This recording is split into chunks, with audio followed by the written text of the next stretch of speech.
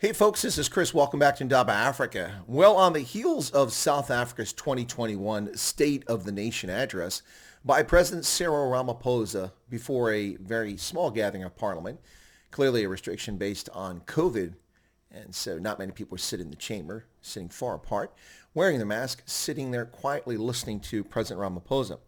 Now, shortly before this, we saw that South Africa's Finance Minister Tito Mboweni had tweeted some very divisive, inexplicable,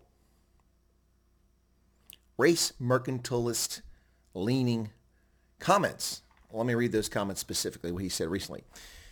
He said that for no apparent reason, he began a discussion by saying that it seems to him that South Africa's non-racial dream is not embraced by the majority of white South Africans.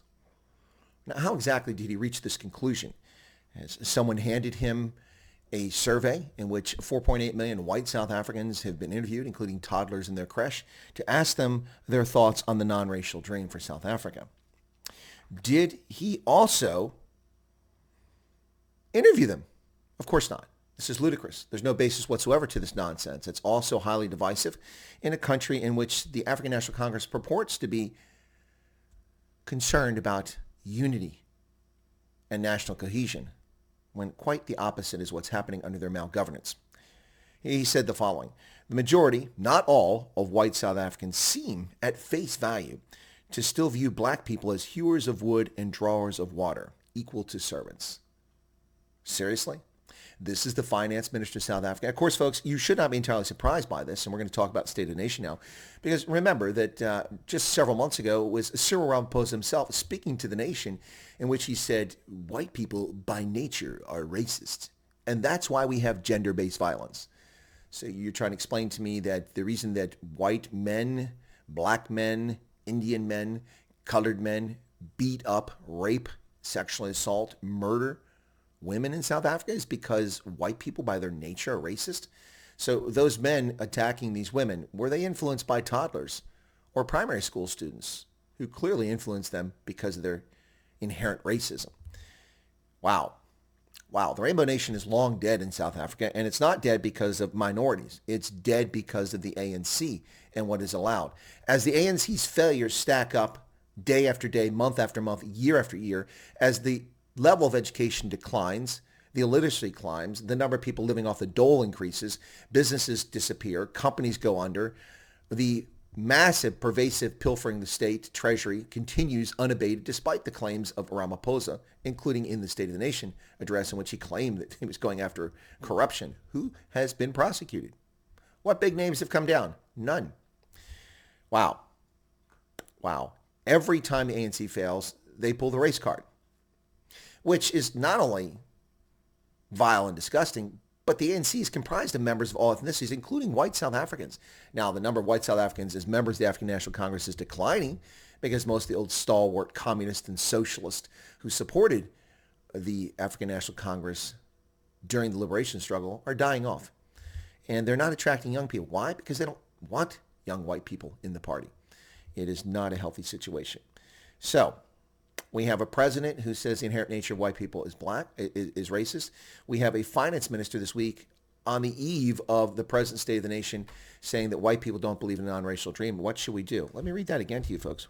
Well, that's not even a complete quote. He also said, what should we do about this? There's even more to this. It's horrific, truly horrific what he had to say. Unbelievable what he's gotten away with. Well, here's the deal, folks. Here's the deal. If you're objective, one would ask themselves, would white South Africans be interested in a Rainbow Nation? Well, let's put things in perspective. It was white South Africans, the only ones with the vote, who voted 63% in favor of the referendum, which essentially ended apartheid in 1992. White South Africans did that. Those white South Africans alive at the time living in South Africa. So they voted to end apartheid. For whatever reason, they voted to end it. It was white South Africans in the National Party who formed a unity government with the African National Congress in 1994 to move beyond apartheid and look for reconciliation.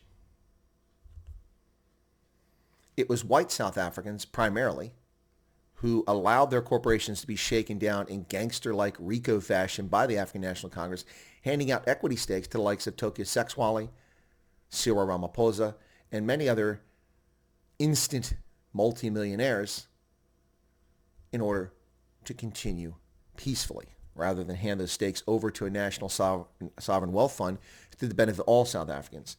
It was Cyril Ramaphosa himself who evoked the images of 40 million years of geological history and ecological history to talk about the fynbos, and who used the alarming, frightening language of the fact that every 20 years the fynbos must be burned in a horrific conflagration. What exactly is he talking about? As he talked about essentially resetting and destroying South Africa's economy. Cyril Ramaphosa, throughout his speech, intentionally ignoring large segments of South Africa's population, its white, its colored, and its Indian population, with the black industrial fund, with black this and black that, even destroying a poem by Maya Angelou calling the Black Sea, not the Blue Sea. Wow, unbelievable. Now, one can ask the question, do white South Africans support a rainbow nation, a multiracial nation? Well, how can you speak for 4.8 million people? But let's speak in general. Could you question or fault white South Africans who are denied access to government tenders on the basis of their skin pigmentation, who are denied entry into university on the basis of their skin pigmentation, whose plight in the rural areas, but not just their own, the plight of all rural South Africans on farms, is ignored by a callous government? When the economic freedom fighters turn an ad posted by a black man on a black majority-owned company into a racial situation, claim it's racism, the ANC is silent. When that same party's leader, Julius Malema, urges his followers to attack Clicks locations, that's the pharmacy they went after, and they physically assault 44 locations, including throwing Molotov cocktails at one of them, looting, destroying, intimidating, no one arrested. When that political party shows up fraudulently at Senegal in the Northern Free State on the 16th of October and urges their followers to burn the Boer down, burn them out, within 48 hours, 92,000 hectares of farmland and farms in the Northern Free State and Northern Cape were lit and burning. One can't help but ask the question, why would white South Africans want a rainbow nation? Clearly, the rainbow nation doesn't want them, or at least the political leadership of it doesn't want them. And that's an important distinction we should make here, folks. Do not fall for the crass, cynical political nonsense of the African National Congress and the economic freedom fighters. South Africa is a country comprised of many different ethnic groups, many of whom get along perfectly fine, and who simply want to live a life, have an opportunity, raise their children, and live in peace and harmony. Whether they're Tswana, Venda, Afrikaners, Coloreds, Griquas, Cape Malays, Xhosa, Zulu, Venda, Siswati, Basotho, Tswana, it really does not matter. Most people simply want to get along and go along.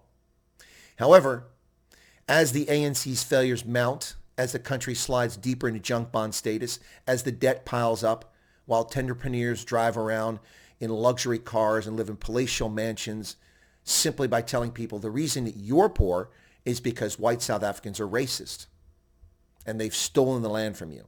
While the ANC and the EFF perpetuate these myths and lies, the country descends into chaos. Who's at fault for this?